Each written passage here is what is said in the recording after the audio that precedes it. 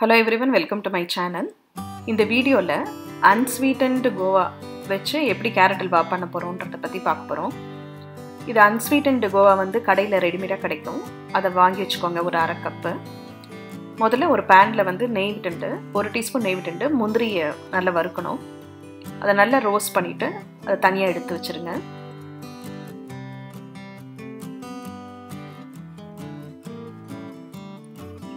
அப்புறம் திருப்பி ஒரு டீஸ்பூன் நெய் விட்டுட்டு கேரட்டை தோல் சீவி நல்லா துருவி வச்சுக்கணும். அந்த துருவின கேரட் வந்து ஒரு 2 கப் இருக்கணும். அதோட கொஞ்சமாக உப்பு போட்டு அதை நெய்யில் வதக்கணும். இதை வதக்கும் போது அந்த கேரட் வந்து நல்லா வெந்திருக்கணும், அதே சமயத்தில் குழஞ்சும் இருக்கக்கூடாது. அந்த ஸ்டேஜில் இந்த unsweetened கோவாவை உதுத்து இந்த கேரட்டோடு சேர்த்து கலந்துருங்க.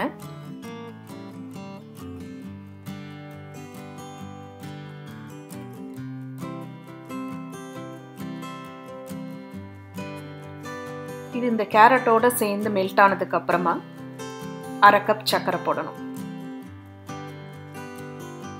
இதை போட்ட உடனே டேஸ்ட் பண்ணி பாருங்க.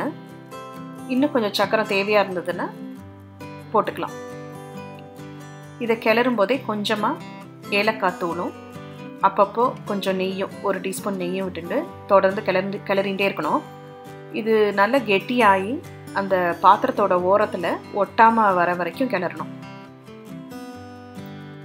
அப்படி அந்த பதம் வந்ததுக்கு அப்புறமா வறுத்து வச்ச முந்திரியை போட்டு சேர்த்து கிளறுங்க.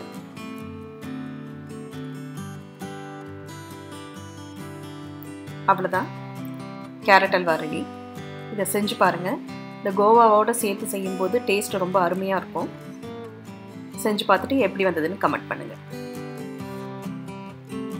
தேங்க்ஸ் ஃபார் வாட்சிங் மை வீடியோ.